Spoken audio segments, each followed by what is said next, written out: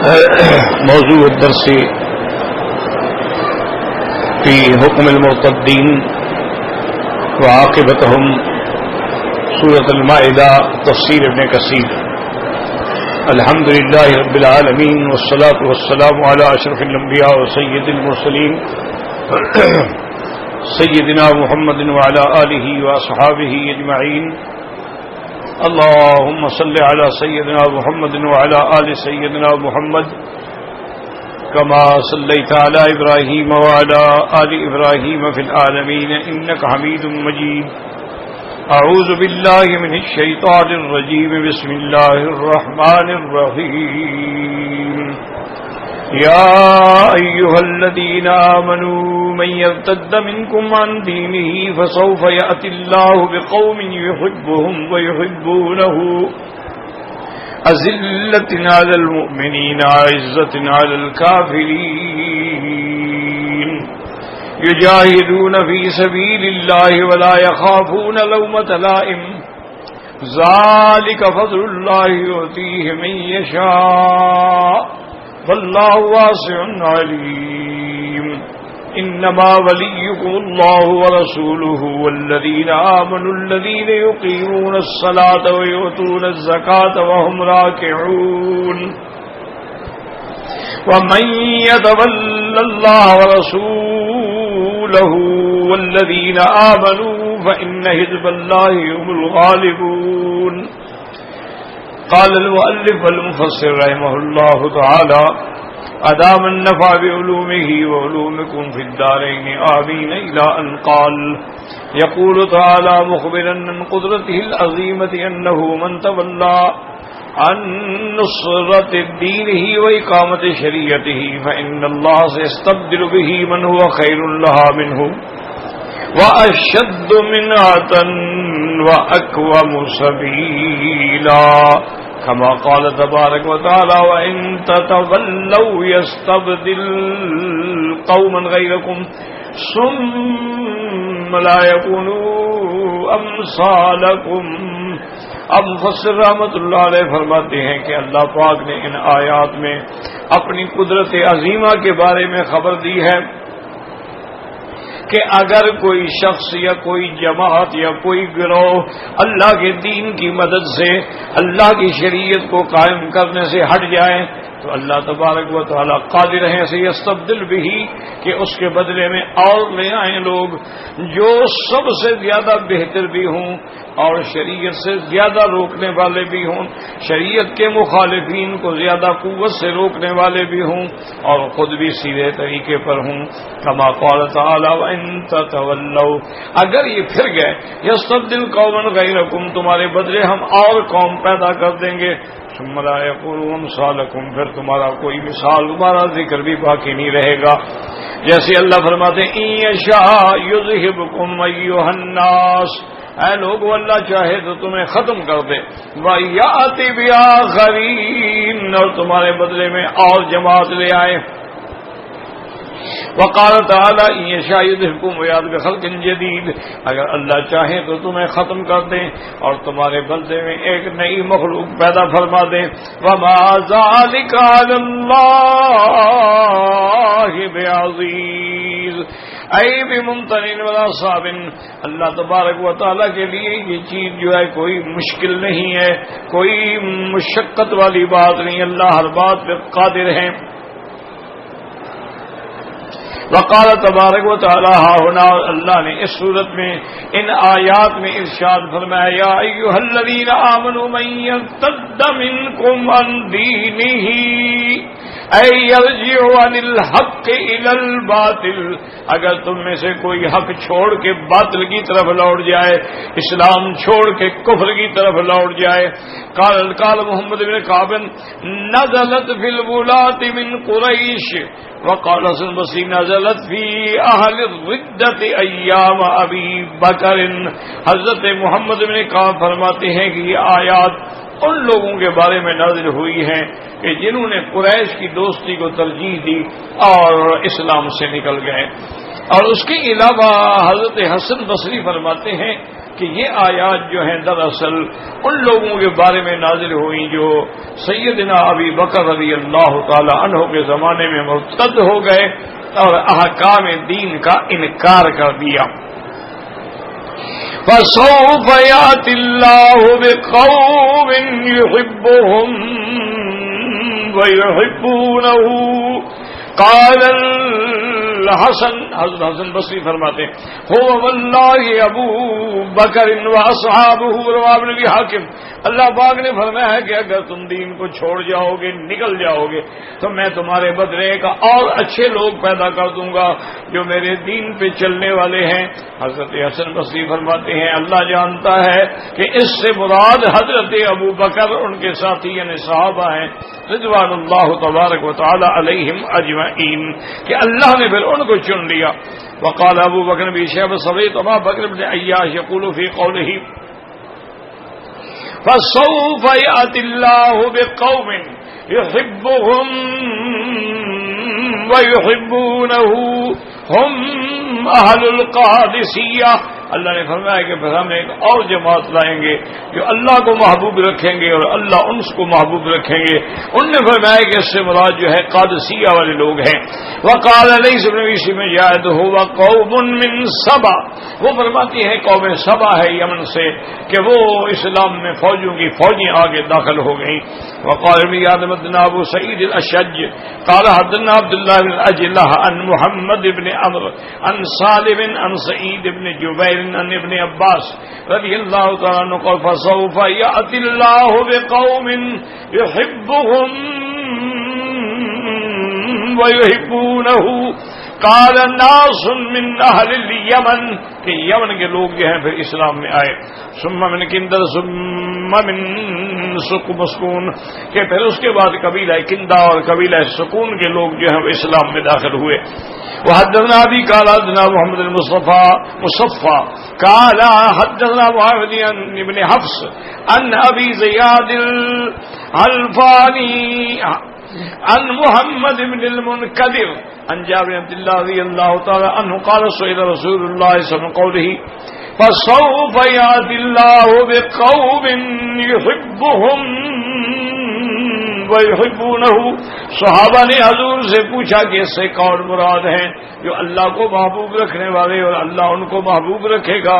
آپ نے فرمایا هؤلاء قوم من اهل اليمن ثم من کندر ثم من سکون ثم من تجیب کہ یہ یمن سے اس کے بعد بنو کندہ سے بنو سکون سے اور تجیب سے. لیکن هذا حدیث غریب جدا.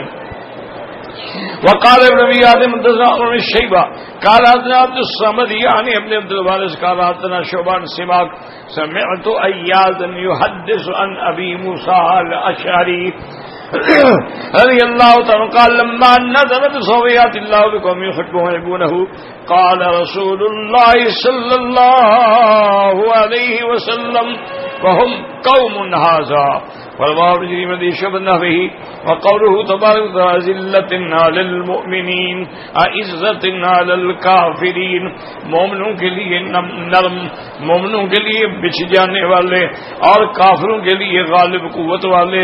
هذه صفات المؤمنین الکمل یہی مومنوں کی صفت ہے. ان یکون احدهم متواضعا لاخیہ وولیہ کہ وہ اپنے بھائی کے لیے تو بڑا متواضع ہو بڑا نرم ہو متعرضا على خصمه وعدوه لیکن کافروں کے مقابلے پہ بڑا سخت ہو. اسی لیے اللہ تبارک و تعالی نے صفات مومنین میں ذکر فرمایا ہے محمد رسول اللہ والذین معه اشداء والکفار رحماء بینہم.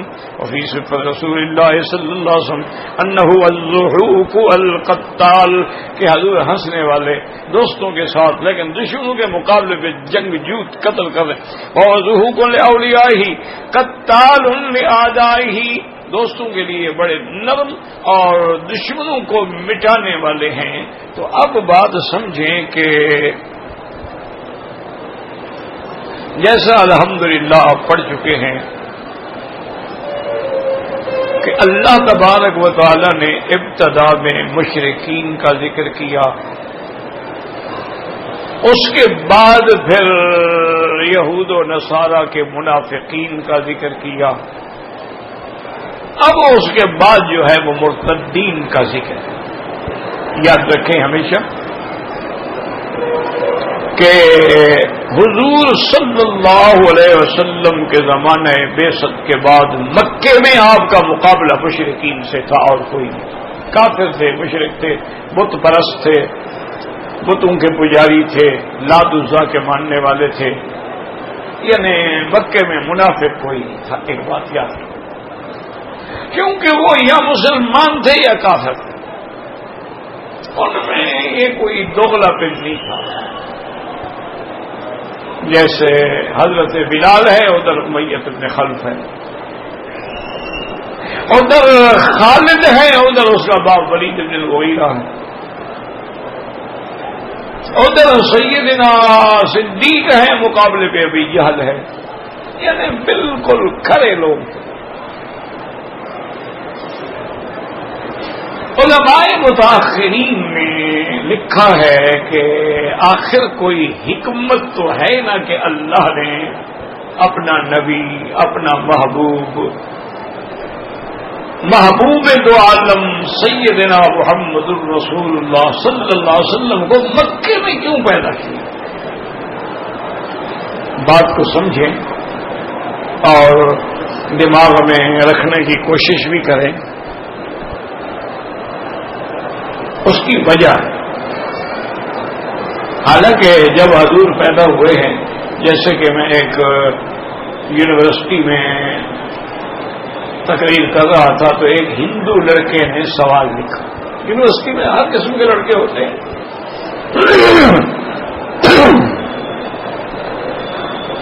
اس نے سوال لکھا کہ مولوی صاحب، یعنی معلوم ہوتا ہے کہ آپ جس کو خدا مانتے ہیں وہ حساب میں کمزور تھا، نعوذ باللہ. اور اس کی دلیل اس نے دی کہ جب حضور صلی اللہ علیہ وسلم پیدا ہوئے ہیں اور رحمت للعالمین ہیں، خاتم النبیین ہیں، اور آپ کو اللہ نے کافۃ الانس والجن، تمام مخلوق کے لیے رسول و نبی بنا کے بھیجا ہے، اور آپ ہی کی نبوت قیامت تک ہے اور آپ ہی کا دین قیامت تک ہے، تو یہ بڑا عالمی مسئلہ ہے. یہ کوئی معمولی بات تو نہیں ہے. تو اس دور میں مکہ مکرمہ کی آبادی جو ہے وہ تو ہزاروں پر بھی نہیں تھی، 2-3 ہزار آدمی تھے سارے. اور اس وقت ہند جو ہے اس کی آبادی جو ہے لاکھوں میں تھی جب حضور پیدا ہوئے ہیں. یاد رکھو چونکہ ہند جو ہے نا یہ اس کا بڑا لمبی تاریخ ہے. یہ جب حضرت آدم علیہ السلام اترے ہیں تو ان کو بھی وہیں اتارا گیا. اور یہ بھی کتابوں میں آتا ہے کہ حضرت آدم علیہ السلام نے تقریباً 40 حج جو ہیں وہ ہندوستان سے چل کے پیدل کیے. اللہ عالم روایات صحیح ہیں یا غلط ہیں، کیونکہ قرآن حدیث میں تو یہ باتیں ہیں ہی نہیں نا. یہ تو پہلے دور کی باتیں ہیں نا، اس وقت کوئی حدیث ہو نہیں سکتی نا. وہ تو مجبور ہیں کہ ہم روایات اسرائیلیہ سے اور روایات متقدمہ سے کوئی بات تک پڑھیں. اگر فائدے کی ہے لے لیں اور قرآن و حدیث کے مخالف ہے تو چھوڑ دیں. تو ہند تو اس دور میں بھی تھا. اسی لیے اس دور میں بھی عرب کے لیے جو عطر ہے نا جی، عود الہندی، یہ ہندوستان سے آتا تھا. عود کا عطر کے بعد آج بھی آتا ہے، لیکن آج جو ہے وہ دوسرے ملکوں سے بھی آنا شروع ہو گیا، کمبوڈیا سے بھی آنا شروع ہو گیا، سلہٹ سے بھی آنا شروع ہو گیا، اور بھی کئی ملک ہیں. لیکن اب بھی جو قوت اور اصلیت جو ہے وہ عود ہندی کو حاصل ہے، وہ اور کسی کو نہیں. حضور پاک نے بھی استعمال فرمایا. عطر عود جو ہے وہ حضور پاک نے بھی استعمال کیا. سرکار دو جہان حضور پاک نے عطر مشک بھی استعمال فرمایا، عنبر بھی استعمال فرمایا. اور حضور پاک نے عطر ورد بھی استعمال فرمایا ہے، اور حضور پاک نے عطر غوالیہ عطر ہوتا ہے، اس کو مخلط کہتے ہیں، 2-3 عطر ملا کے بنایا جاتا ہے، وہ بھی آپ نے استعمال فرمایا ہے۔ اسی طرح حضور پاک نے عطر زریرہ بھی استعمال فرمایا ہے، کیونکہ حضور کو خوشبو بڑی پسند ہے۔ آپ جو خود سراپا خوشبو تھے تو خوشبو کیسے پسند نہ ہو؟ حضور کو روائے کریہہ سے انتہائی نفرت ہے، اسی لیے حکم تھا کہ جو آدمی کچا تھوم یا کچا بصل کھائے تو وہ مسجد میں نہ آئے، مومنوں کو ایذا نہ دے اس کی بدبو سے، روائے کریہ سے، جو ساتھ نماز میں کھڑا ہوگا اس کو تکلیف ہو۔ ہاں، پکا کے کھانا چاہتے حرام نہیں ہے، یا کچا بھی کھانا چاہتے ہیں تو اس کا علاج کر دیں کہ اس کو نمک سے دھو لیں، اس کو لیمون کے پانی سے دھو لیں، اس کی جو ہوا ہے ختم ہو جاتی۔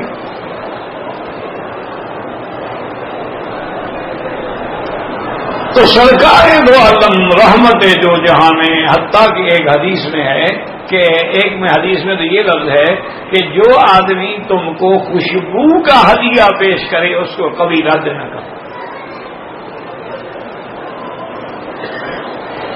اسی طرح کوئی اگر دودھ پیش کرے یا دودھ کی لسی پیش کرے کبھی رد نہ کرو۔ اگر نہیں بھی پینی ہے لے لو، بعض اوقات انسان ہیں کسی بیماری کی وجہ سے وہ نہیں پیتے، لے لو، رد نہ کرو، اپنے کسی ساتھی کو دے دو۔ اسی طرح حضور نے فرمایا ہے کہ ریحان جو ہے، ریحان کہتے ہیں جسے آپ ببری وغیرہ کہتے ہیں، یہ بھی اگر کوئی دے تو اس کو بھی رد نہ کرو، اس کی خوشبو بھی بڑی اچھی خوشبو ہے۔ اور اسی لیے میرے آقا رحمت دو عالم سرکار دو جہاں فرماتے تھے حسن حسین جو ہیں ریحان دایا، یہ میری خوشبو ہے۔ اور صحیح حدیثوں میں ہے کان یضم ہوگا و یشم ہوگا، حضور حسن حسین کو سینے سے لگاتے بھی تھے اور اب سونگتے بھی تھے، انہوں نے خوشبو تھی، کیسے خوشبو نہ ہو، بدن فاطمہ کا ہو، صلب علی کا ہو اور نواسہ محمد مصطفیٰ کا ہو، خوشبو نہیں ہوگی تو کیا ہوگا؟ رضی اللہ عنہم اجمعین، رضوان اللہ علیہم اجمعین۔ اور اسی طرح صحیح حدیث میں ہے حضور پاک نے فرمایا حبب الی من الدنیا بثلاث، 3 چیزیں ہیں جن کی محبت میرے دل میں ڈالی گئی ہے۔ سمجھیں، حبب، یہ نہیں کہا کہ انی احب، میں محبوب رکھتا ہوں، نہیں فرمایا یہ بھی اللہ نے ڈالی ہے۔ وہ 3 چیزیں کیا ہیں؟ فرمایا الطیب، خوشبو، والمرأۃ الصالحہ، اور صالحہ عورت، پاک باز عورت، باعفت و باعصمت عورت، باعث سکینہ اور باعث مودہ و رحمت عورت،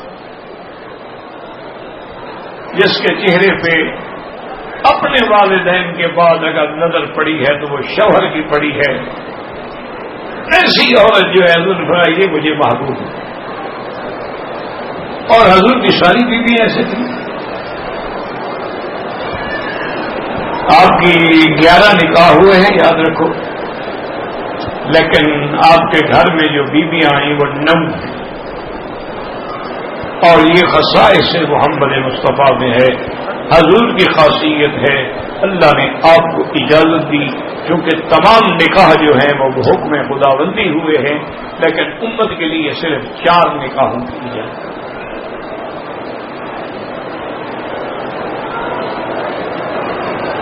اسی طرح فرمایا کہ سب سے پہلی چیز جو مجھے محبوب ہے وہ خوشبو ہے، اور دوسرا کیا والمرأۃ الصالحۃ صالحہ، اور دوسرا کیا قرۃ عینی فی الصلاۃ،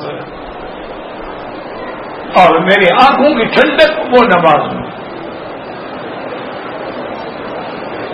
اس لیے ہمیشہ ان باتوں کو سمجھنے کی کوشش کریں کہ اس ظالم نے یہ سوال کیا کہ بھی اللہ نے سرکار دو عالم کو جب سارے عالم کے لیے نبی بنایا ہے، مکے والوں کے لیے تو نہیں بنایا نا.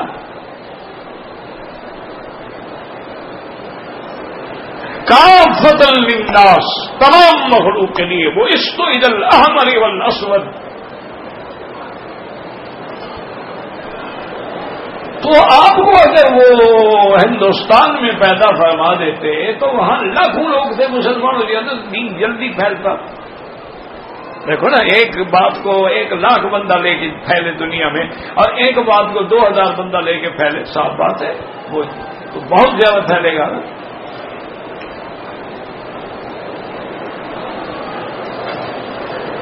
تو بہرحال میں نے اس کو بتلایا، میں نے کہا میرے بیٹے کیونکہ تم عقل سے سوچ رہے ہو اور دین کے سمجھنے کے لیے صرف عقل کافی نہیں ہوتی، اس کے لیے بصیرت کی بھی ضرورت ہوتی. دیکھو نا، اب کعبہ شریف کو تو سب دیکھتے ہیں نا، کافر بھی دیکھتے تھے، مشرکین مکہ بھی دیکھتے تھے، آپ بھی دیکھتے ہیں. تو اگر دونوں کا دیکھنا ایک ہے تو پھر تو بات ہو گئی. میں نے کہا اس کی وجہ یہ ہے کہ اگر اللہ تبارک و تعالیٰ قادر ہیں، وہ ہندوستان میں اللہ اپنے نبی کو پیدا فرماتے، وہی بعثت ہوتی، وہی سے کام شروع ہوتا. تو آپ کی قوم تو ایسی ہے جو گائے کو بھی خدا مانتی ہے، گاؤ ماتا ہے، ان کے نزدیک ذبح کرنا جو ہے وہ حرام ہے. کہ جی جس کا ہم دودھ پیتے ہیں ہماری ماں ہے، ماں کو کیسے ذبح کریں؟ وہ دودھ تو تم بکری کا بھی پیتے ہو، دودھ تو تم اونٹنیوں کا بھی پیتے ہو، ان کو تو ماں نہیں بنایا کبھی، صرف گائے کو بنایا. وجہ کیا ہے کہ سامری نے گائے بنائی تھی نا، یہ اسی کی نسل ہے نا، ورنہ اور جانور جو ہے ان کا بھی تو دودھ پیتے ہیں. تو تم لوگوں نے تو گاؤ جو ہے اس کو بھی گاؤ ماتا بنا لیا، اور تم نے گنگا اور جمنا جو ہے اس کی بھی پوجا کرنی شروع کر دی. اور تم لوگوں نے تو نعوذ باللہ سانپ جو ہیں بڑے بڑے اجدہا، ان کی بھی پوجا کرنی شروع کر دی.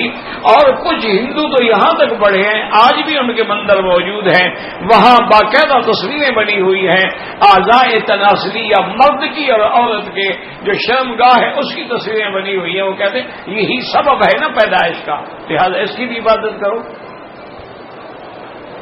کیا تمہارا تو یہ حال ہے؟ اگر اللہ پاک اپنے نبی کو وہاں بھیجتے اور ایسا پیغمبر، ایسا جمال، ایسا کمال، ایسا جتنا آپ کا مجسمہ رحمت، مجسمہ خوشبو، مجسمہ مجسمہ علم، جس کے نظر چہرے پہ پڑے تو آدمی کے اندر ایمان آ جائے. تم تو حضور کو خدا بنا لیتے، توحید کا مسئلہ تو وہی رہ جاتا جہاں تھا. تم تو حضور کی پوجا کرنی شروع کر دیتے ہیں. تمہارے پاس محمد قاسم آیا تو تم نے اس کو بھی دیوتا بنا لیا. تو اگر حضور آتے، اللہ نے حضور کو اس سرزمین میں پیدا کیا ہے کہ میرا مدنی یہ وہ سرزمین ہے، یا مانیں گے تو صدیق بنے گے اور نہیں مانے گا تو ابو جہل بنے گا. درمیان کچی بچی بات ہے ہی نہیں.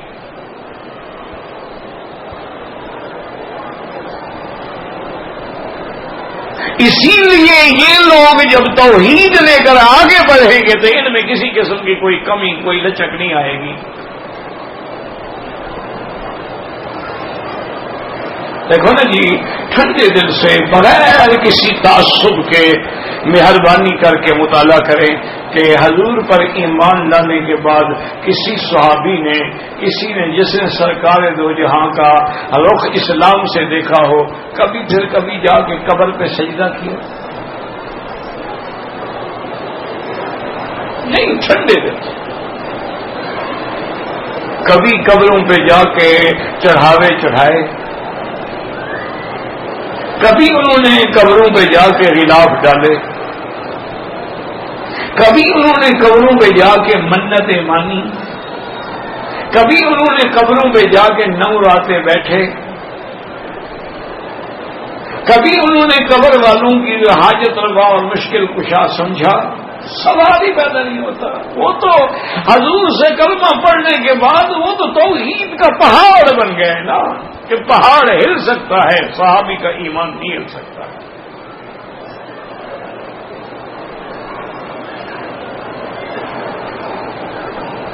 بادشاہوں کی دربار میں جاتے ہیں، پھٹے ہوئے کپڑے ہیں، اور والسلام علی من اتبع الہدی. تو بادشاہ کے جو دائیں بائیں تھے لوگوں نے کہا کہ تم نے ہمارے بادشاہ کو سجدہ نہیں کیا. اس نے کہا ہمارے بادشاہ نے کہا ہے کسی کو سجدہ نہ کرو.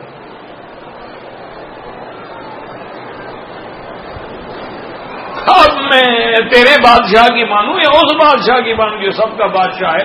اس نے کہا ہے کہ واسجدوا للہ الذی خلقہن ان کنتم ایاہ تعبدون. اس نے حکم دیا سجدہ صرف اس ذات کا ہے جس نے تم کو پیدا کیا ہے. میرا اللہ مجازی طور پر تو پیدا والدین نے بھی کیا ہے، فرمایا ہاں لیکن وبالوالدین احسانا، والدین سے بھلائی تو کرو لیکن سجدہ نہیں.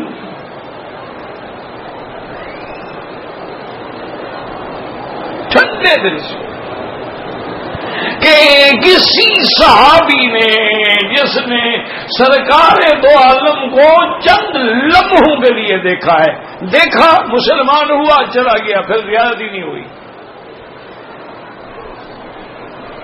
انہوں نے کبھی عید میلاد النبی منائی ہو، عید نوروز منائی ہو، انہوں نے کبھی جو صحابہ فوت ہو گئے تھے ان کا عرس منایا ہو، حضور کے بیٹوں کا عرس منایا ہو، حضور کی بیٹیوں کا عرس منایا ہو، حضور کی بی بی سیدہ خدیجہ کا عرس منایا ہو، کوئی ایک کام تو ثابت کرے نا.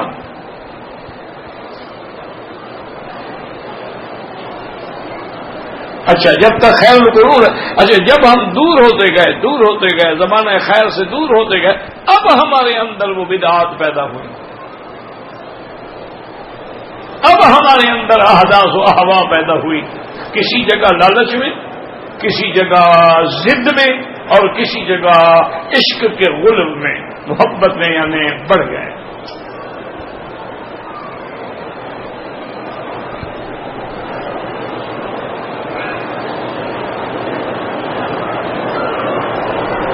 ہم کیوں بھٹکے ہیں یاد رکھو، یا ضد میں بھٹکے ہیں، یا اس لیے بھٹکے ہیں کہ ہمیں انگریزوں نے خریدا، دولت دی، پیسے دیے، عہدے دیے، لالچ دی، ہمیں بڑے بڑے اعزاز سے نوازا، جگیریں دی، اور ان کے راضی کرنے کے لیے ہم نے دین کے اندر فتنے پیدا کیے. یا پھر یہ ہے کہ غلب میں یعنی کسی چیز میں بڑھ جانا، محبت میں ہم بڑھ گئے گویا کہ اس کی وجہ سے بھی راستے سے بھٹک گئے. جیسے کہ سیدنا علی رضی اللہ تعالیٰ نے فرمایا تھا سیہلک فی فئتان محب مفرط و مبغض مفرط. آپ نے فرمایا میرے بارے میں دو جماعتیں ہلاک ہو جائیں گی، ایک میری محبت میں آگے ہلاک ہوں گے جیسے رافضی ہیں، انہوں نے حضرت علی کو خدا بنا دیا، مشکل کشا بنا دیا، مولا علی بنا دیا. اور ایک میری دشمنی میں ہلاک ہو جائیں گی جیسے خارجی ہیں، خوارج ہیں، وہ حضرت علی کو نعوذ باللہ مسلمان ہی نہیں سمجھتے. دونوں جماعتیں، کیونکہ افراد جو ہے دشمنی میں ہو یا محبت میں ہو بندہ مارا جاتا ہے. تو کچھ لوگ ہمارے بھی جو شرک میں پڑے ہیں نا، کچھ وہ محبت کے غلب میں بھی آئے ہیں. جیسے انہوں نے لکھا ہے کہ میں سو جاؤں صلی اللہ کہتے کہتے، خدا محمد مصطفیٰ کو خدا کہتے کہتے. کتنا بڑھ گیا آگے، خدا بنا دیا سیدھا. کسی نے کہا جی حضور تو عرب تھے، انہوں نے کہا عرب تو تھے لیکن عین کے بغیر یعنی رب تھے. انہوں نے کہا جی حضور کا نام تو احمد ہے، کہا جی میم کے بغیر یعنی احد ہے. انا للہ و انا الیہ راجعون، انا للہ و انا الیہ راجعون. انہوں نے کہا جی قرآن کہتا ہے قل انما انا بشر میرے محبوب کہہ دو کہ میں بشر ہوں. انہوں نے کہا جی یہ تو اللہ کہتا ہے نا نبی کو کہ تم کہہ دو, یہ تھوڑا کہا ہے ہمیں کہ تم بھی کہو. وہ کہتے ہیں یہ تو نبی پاک نے کہا ہے نا کہ میں بشر ہوں, ہمیں تو نہیں کہا تم بھی کہو کہ میں بشر ہوں. اس کا معنی یہ ہے کہ اللہ نے کہا نبی کو قل هو اللہ احد, تم کہو کہ اللہ ایک, یعنی ہم نہ کہیں. وہ تو صرف حضور فرمائے نا کہ اللہ ایک ہے.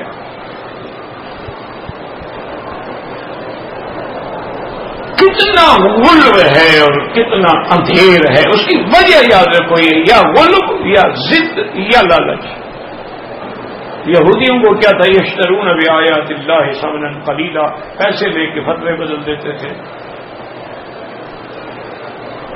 اسی طرح قرآن نے فرمایا ہے ان کثیر من الاحبار والرہبان, بہت سارے صوفی اور عالم جو تھے ان کے یاکلون اموال الناس بالباطل, لوگوں کے مال جو ہیں دھوکے سے کھاتے تھے.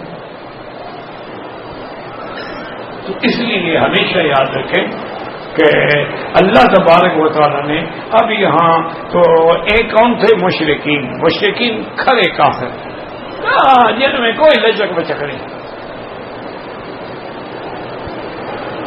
یعنی سب کچھ دیکھا بھی ہے نہیں مانا. حضور کے معجزات اپنی آنکھوں سے دیکھے, چاند 2 ٹکڑے ہوا آنکھوں سے دیکھا. حضور نے معراج سے واپسی پر بیت المقدس کے سارے علامات ان کو بتائے, خود انہوں نے سنا لیکن مانے. اچھا یہ بھی جانتے تھے کہ حضور سچے نبی ہیں, صادق ہیں, امین ہیں, امانت والے ہیں, سچ بولنے والے ہیں, جانتے تھے. صحیح روایات میں ہے کہ ایک دفعہ ابی جہل لعنہ اللہ ایک قبیلے کے سردار کے ساتھ طواف کر رہا تھا. تو طواف کے دوران میں ابی جہل سے اس سردار نے پوچھا کہ میں نے سنا ہے کہ یہاں ایک اللہ کے نبی پیدا ہوئے ہیں جن کا نام محمد رسول اللہ ہے, تم جانتے ہو؟ نے کہا کمال کی بات ہے, قریش میں سے تو ہے, ہم نہیں جانتے اور کون جانتا. اس نے کہا اچھا مجھے یہ بتاؤ کہ ہل انہ صادق فی دعویٰ ہو, وہ دعوی نبوت و رسالت میں سچا ہے یا ایسے دعویٰ کر دیا. اب دیکھو ابو جہل ہے لیکن وہ بھی طواف میں جھوٹ نہیں بولتا. آج کا مسلمان تو حجر اسود پہ کھڑے ہو کے بھی عورتوں کو چھیڑتا ہے.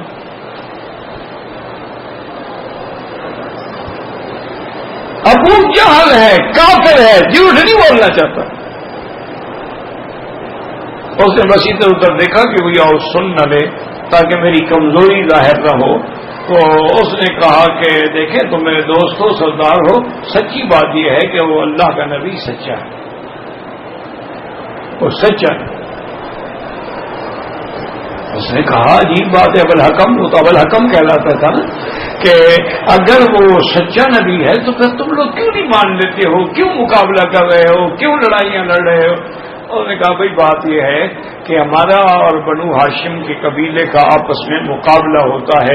کبھی وہ مکے کے امیر بن جاتے ہیں, کبھی ہم بن جاتے ہیں, کبھی وہ رئیس بن جاتے ہیں, کبھی ہم بن جاتے ہیں. لیکن اب ان میں تو اللہ نے ایک نبی پیدا کر دیا, ہم کیا کریں؟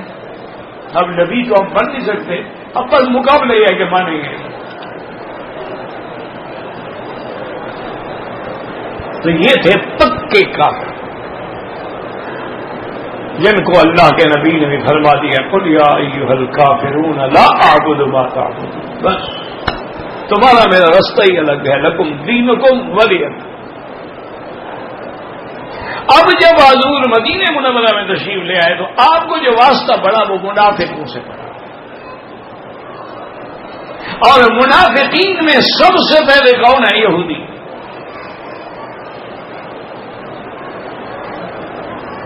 ظاہر میں مسلمان ہو گئے, اندر اسی طرح کافر.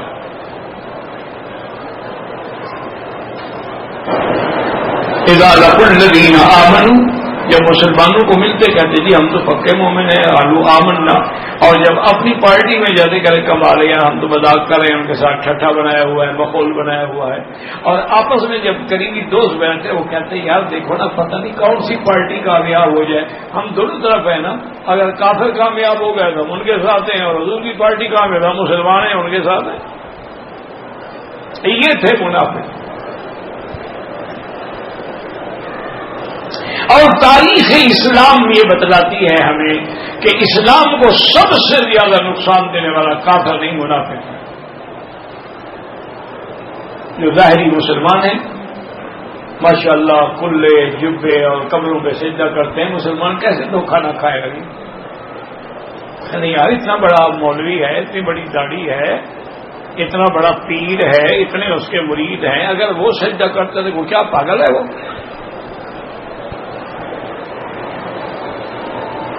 اس لیے دھوکہ کھاتے ہیں۔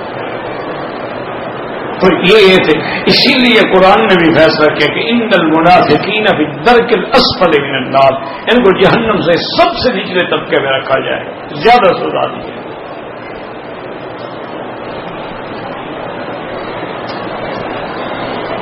اور اس کے بعد اب تیسری قسم ہے جو ہم پڑھ رہے ہیں، یاد رکھو، ایک تھے مشرکین، یاد رکھیں اللہ کرے کوئی ایک مسئلہ بھی تیرے پلے میں پڑ جائے تو سمجھو پھر تو عمرے پہ آنا جو ہے کام آ گیا، اور اگر جیسے آئے تھے ویسے ہی گئے تو پھر اللہ ہدایت دے، اور کیا کر سکتے۔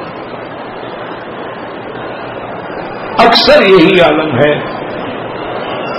کہ نہ شکل بدلی نہ عمل بدلا، جیسے آئے تھے ویسے لوٹ گئے۔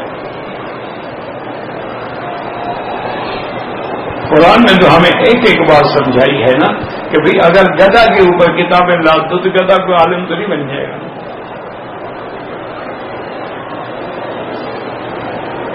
اسی لیے شیخ سعدی فرماتے تھے خرے عیسیٰ چون با مکہ رود ہنوز خر باشد، عیسیٰ علیہ السلام کی خچر جو ہے وہ جب مکے میں گئی تو خچر خچر ہی رہی، وہ انسان نہیں بن گئی۔ اگر آپ میں بھی کوئی تبدیلی نہ آئے نا جی، اب یہ تو ہو نہیں سکتا کہ کعبے میں اثر نہیں ہے یا قرآن میں اثر نہیں ہے یا زمزم میں اثر، مانا یہ ہے کہ ہمارا اندر کا برتن پلید ہے، جو بھی چیز ڈالتے ہیں پلید ہو جاتی ہے۔ برتن پلید ہو، پانی ڈالو ناپاک، دودھ ڈالو تب بھی ناپاک ہو جائے، شربت بنا کے ڈالو وہ بھی ناپاک ہو جائے، یہ برتن جو پلید ہے۔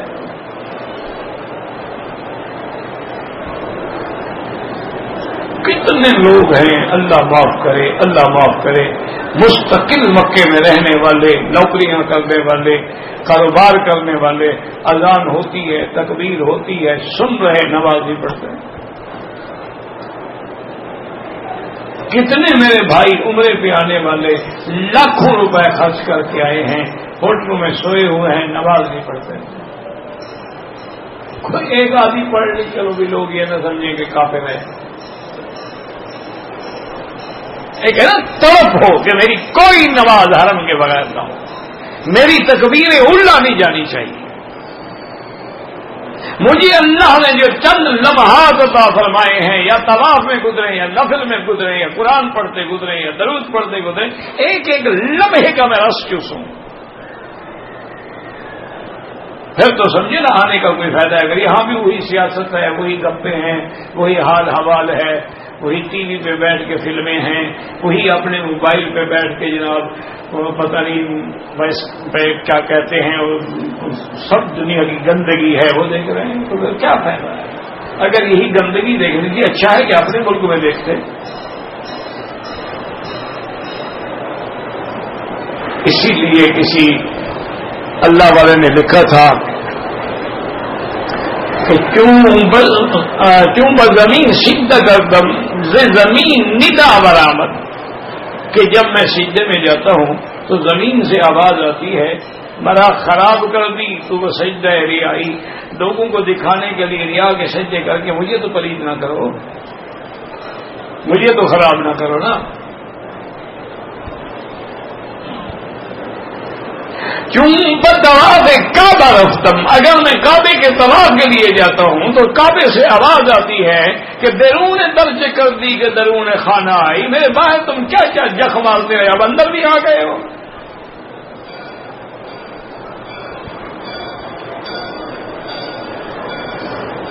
کتنے بڑے بڑے لوگ ہیں, ساری زندگی عبادت میں گزری, لیکن مدینہ شریف جاتے ہوئے کہتے ڈر لگتا ہے,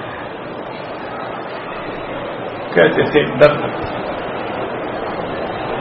اور جتنے بڑے بڑے اولیاء علماء گزرے ہیں, جب بیر علی پہ جہاں سے آج کل تم احرام باندھتے ہو نا, اونٹوں پہ سفر ہوتے تھے, اونٹوں پہ, خچروں پہ, گدوں پہ, کوئی گاڑیاں شاڑیاں تو تھی نہیں نا, اس کے سفر ہوتے تھے. جہاں وہ جاتے وہاں پہنچتے تو پھر اونٹ سے اتر جاتے, کہتے بھی اب حضور کا روضہ نظر آ رہا ہے, اب میں سواری پہ سوار ہو کے نہیں جا سکتا, پیدل جاؤں. آج کل تو ہمارے عمرے والے ماشاءاللہ سگریٹ پیتے ہوئے نکلتے ہیں اور مدینے جا کے ہی سگریٹ بجھاتے ہیں. نماز کے بعد حضور کے روضے کے سائے میں کھڑے ہو کے بھی سگریٹ پیتے ہیں. انا للہ و انا الیہ راجعون. یہ 8-10 دن ہوتے ہیں یار, کم سے کم اس میں تو تھوڑا حیا کر لو. تم 8-10 دن اگر شیو نہیں کراؤ گے تو بیوی گھر سے نہیں نکال دے گی. داڑھی والوں کی بیویاں سب بھاگ گئی ہیں, اسی لیے ڈرتے ہو نا کہ بیوی کو اچھا نہیں لگے گا.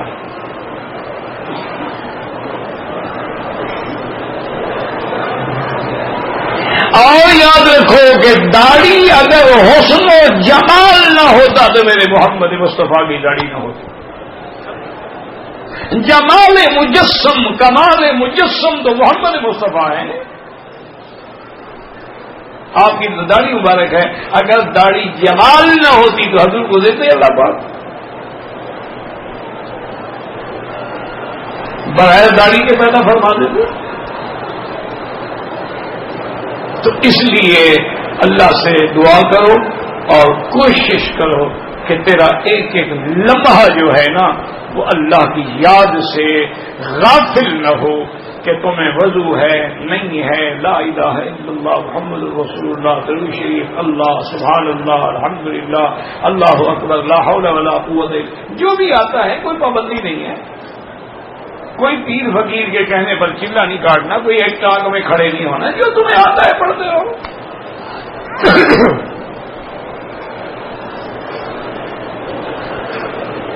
تو اب کتنی جماعتیں ہو گئی, مشرکین, منافقین, یہ تو آپ نے, اور مومنین, وہ تو مومنین تو ہے ہی ہے نا. اب جو ہم پڑھ رہے ہیں وہ ہیں مرتدین. مرتدین کا معنی کیا ہوتا ہے کہ اسلام لانے کے بعد اسلام سے نکل گئے.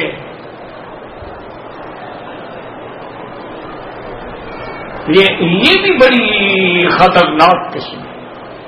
کیوں؟ جب اسلام سے نکلیں گے تو لوگ سوچیں گے نا کبھی کوئی اسلام میں نعوذ باللہ نقص ہے تو یہ چھوڑ آئے ہیں. یہ بھی بڑی خطرناک قسم ہے. اسی لیے یہودیوں نے ایک دفعہ پروگرام بنایا تھا کہ ہم صبح کو جا کے مسلمان ہو جاتے ہیں, حضور کے ساتھ رہتے ہیں, نمازیں پڑھتے ہیں, شام کو کافر ہو جائیں گے, تاکہ لوگ دیکھیں یار یہ پڑھے لکھے لوگ تھے, صبح کو اسلام لائے, شام کو چھوڑے, مانا کہ مذہب پہ کوئی خرابی ہے نا.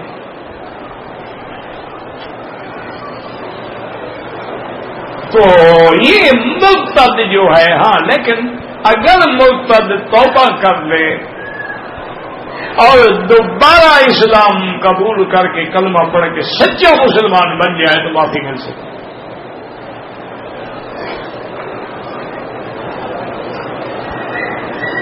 یہ مرتدین ہے. اسی لیے جب صلح حدیبیہ ہوئی تھی نا تو کافروں نے ایک شرط رکھی تھی کہ یا رسول اللہ صلی اللہ علیہ وسلم, اگر ہمارا کافر کوئی مسلمان ہو کے مدینے چلا جائے اور ہم واپس مانگے تو آپ واپس دیں گے ہمیں, لیکن اگر آپ کا کوئی مسلمان نعوذ باللہ مرتد ہو کے مکے آ جائے, آپ مانگیں گے تو ہم نہیں دیں گے. اب صحابہ کو تو بات سمجھ نہیں آئی نا, کیونکہ حضور کا تعلق تو اللہ کی راہ سے تھا. صحابہ نے کہا کتنی کمزوری ہے کہ بھئی ان کا بندہ آئے تو ہم واپس کر دیں, اور اگر ہمارا بندہ بھاگ جائے تو یہ واپس نہ کریں. انہوں نے کہا ٹھیک ہے. حضرت عمر جیسا آدمی ہل گیا,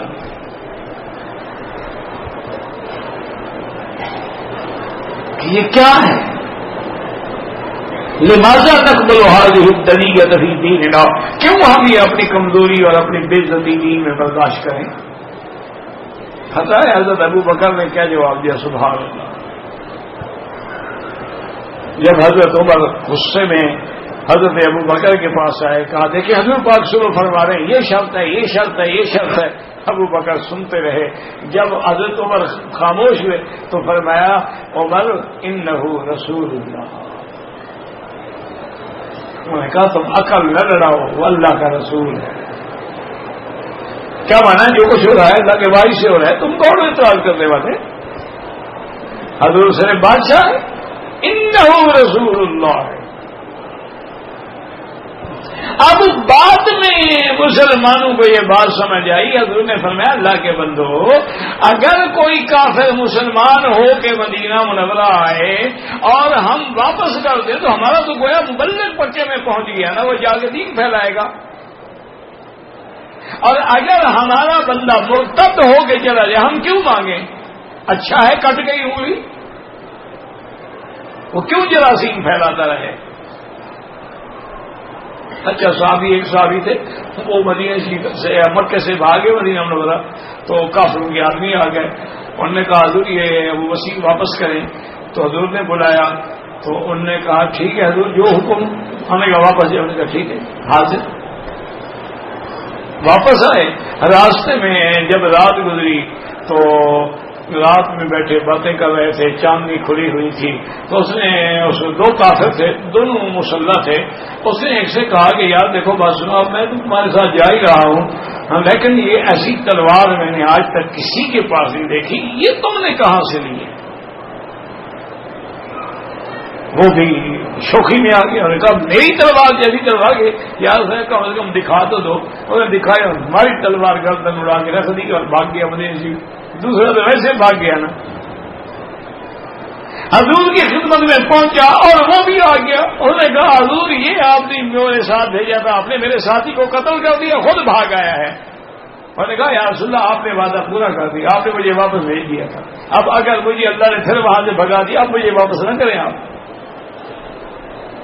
حضور نے کہا نبی کی شان نہیں ہے کہ اپنی زبان سے پھر جائے، جاؤ.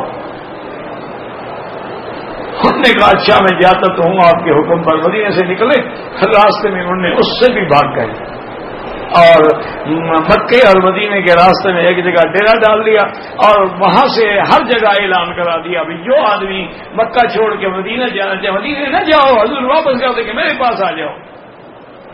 وہاں بیٹھے بیٹھے جتھا بن گیا، صحابہ اکٹھے ہوتے گئے. انہوں نے کہا جو کافروں کا قافلہ نکلے لوٹ لو ان کو. بدبخت وہ تو ایک مہینہ نہیں گزرا. آپ کو سننے نے کہا حضور مہربانی کریں ہم واپس نہیں مانگیں گے، بندہ ان کو اٹھائیں یہاں سے. مکے والوں کو تو روٹی نہیں ملتی ہے، تو کوئی دانے نہیں آنے دیتے، کوئی اناج نہیں آنے دیتے، سارا راستہ روک دیا انہوں نے. ہم نے کہا میں نے تو واپس کر دیا تھا نا. تو یہ ہوتے ہیں مرتد. اللہ پاک ہمیں یاد رکھو مشرکین سے بھی بچائے، منافقین سے بھی بچائے، مرتدین سے بھی بچائے، اور اپنی رحمت سے ہمیں مومنین میں شمار فرمائے.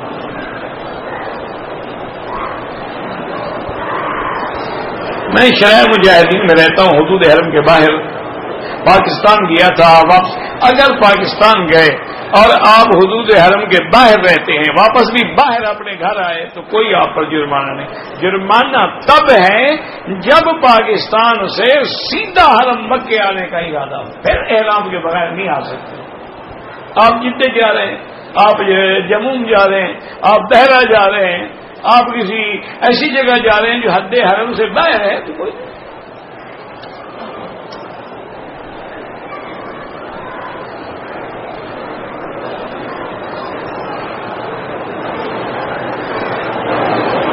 یہی ہے نا کہ بھائی جو آدمی کلمہ پڑھتا ہے، اس ایک نماز قائم کرتا ہے اور زکوٰۃ دیتا ہے تو اس کو وہ اس کی خون اور مال جو ہے وہ محفوظ ہے، ان کا معاملہ اللہ پہ ہے. لیکن یہ منع نہیں ہے کہ وہ اگر کسی کو قتل کرے تب بھی اس کو قتل نہ کرو، کلمہ پڑھتا ہے. اگر وہ کلمے پڑھنے والا شادی شدہ ہے، زنا کرے تو اس کو رجم نہ کرو. اچھا معنی سمجھا ہے تم نے حدیث کا. اگر وہ کلمے پڑھنے والا قبر پہ سجدہ کرے تو اس کو کچھ نہ کرو، مسلمان رہ گیا ہے وہ.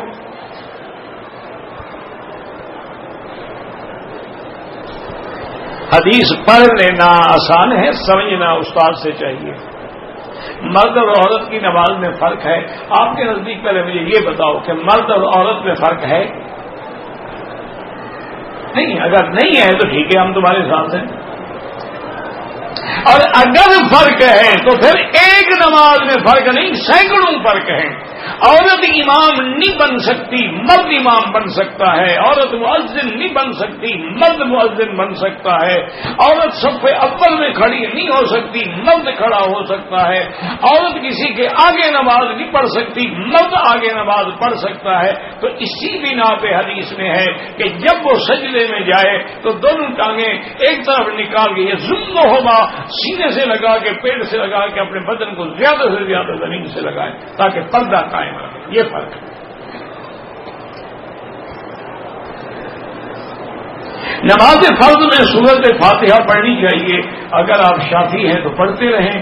حنفی مسلک والے، مسلم شریف میں حدیث ہے ابی موسیٰ اشعری کی، حضور نے جب نماز سکھائی فرمایا اذا قرأ فانصتوا، جب امام پڑھے تو تم چپ رہو.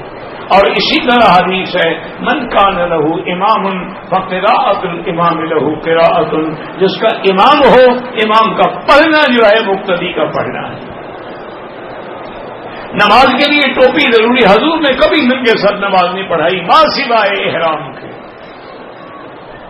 تو ویسے تو بڑے عاشق بنتے ہو، اسی ٹوپی کے مسئلے پہ آگے اڑ گئے ہو. اور قرآن کیا کہتا ہے؟ کپڑے اتار کے نماز پڑھو. یا خذوا زینتکم عند کل مسجد.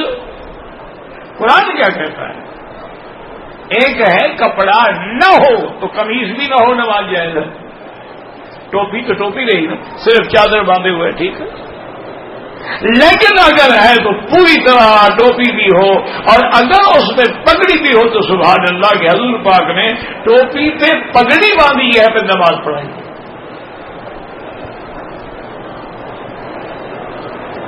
اکثر لوگ کہتے ہیں ٹوپی ضرور کے نزدیک تو کچھ بھی ضروری نہیں ہے نا. سنت بھی ضروری نہیں، نفل بھی ضروری نہیں، ٹوپی بھی ضروری نہیں، دعا بھی ضروری نہیں، کوئی وظیفہ پڑھنا بھی ضروری. ان کے نزدیک تو کوئی شے ضروری نہیں، صرف وہ ضروری ہے.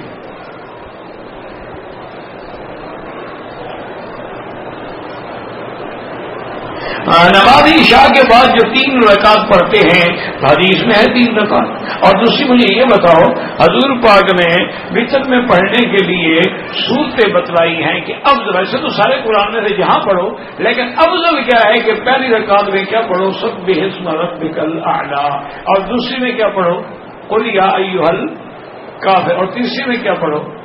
تو اگر 3 رکعتیں ہی نہیں ہیں تو 3 صورتیں سکھانے کی کیا ضرورت ہے؟ ایک صورت سکھاتے.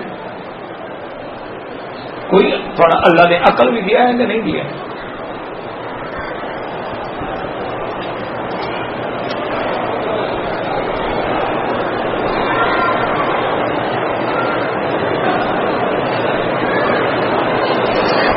حضور کے اعلان نبوت کے بعد نماز فرض نہیں ہوئی نا، لیکن پہلے دین پر تو نماز تھی نا.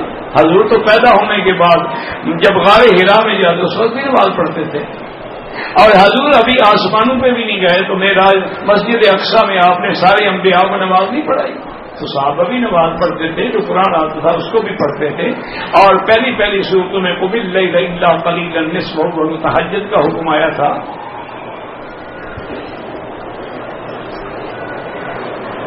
کعبۃ اللہ پر پہلی نظر کی اہمیت یہ ہے کہ جو لوگ باہر سے آتے ہیں ان کی جب پہلی نظر پڑے تو بعض روایات میں ہے کہ اللہ دعا قبول فرماتے ہیں.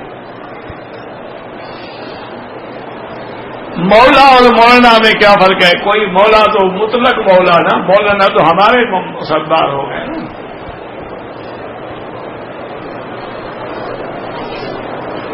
حنفی شافعی مذہبی فرقے نہیں ہیں، یہ مذاہب ہیں. مذہب مانا راستہ. فرقہ وہ ہوتا ہے جو اسلام کے خلاف ہو، قرآن و سنت کے خلاف، وہ فرقہ ہوتا ہے.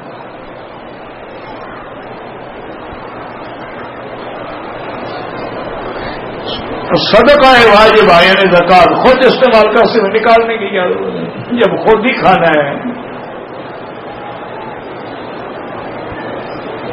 آفاقی کے لیے بغیر احرام کے گزرنا بالکل ناجائز ہے. جو بھی میقات سے بغیر احرام تجاوز کرے گا عمرہ بھی کرنا پڑے گا اور اس کو دم بھی دینی پڑے گی. اگر بلا احرام اپنے کام کے لیے اپنے ملک سے آیا ہے، بعض علماء فرماتے ہیں اس کی نیت چونکہ عمرے کی نہیں تھی لہذا دم نہیں پڑے گی. وہ یہ نہیں کہتے کہ احرام نہ باندھو، کہتے ہیں دم نہیں پڑے گی. لیکن امام حنیفہ فرماتے ہیں نیت کام کی ہے یا نیت کعبے کی ہے، جب کعبے میں آ رہا ہے تو ہر حال میں احرام باندھے. حضور پاک کبھی بغیر احرام کے نہیں آئے ما سوا فتح مکہ کے، اور اس میں بھی حضور نے فرمایا کہ اللہ نے مجھے اجازت دی ہے کہ آج احرام نہ باندھو.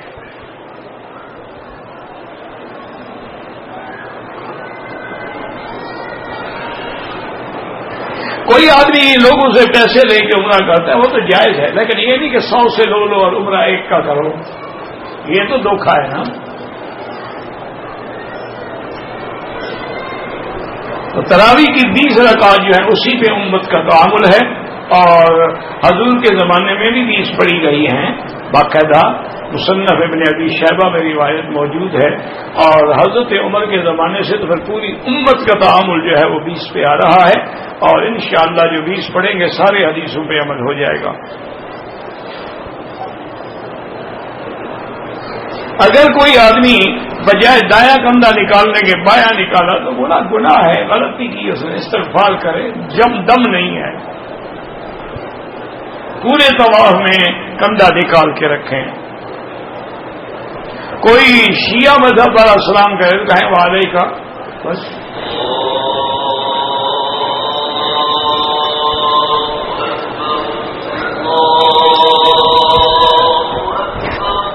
اللہ اکبر.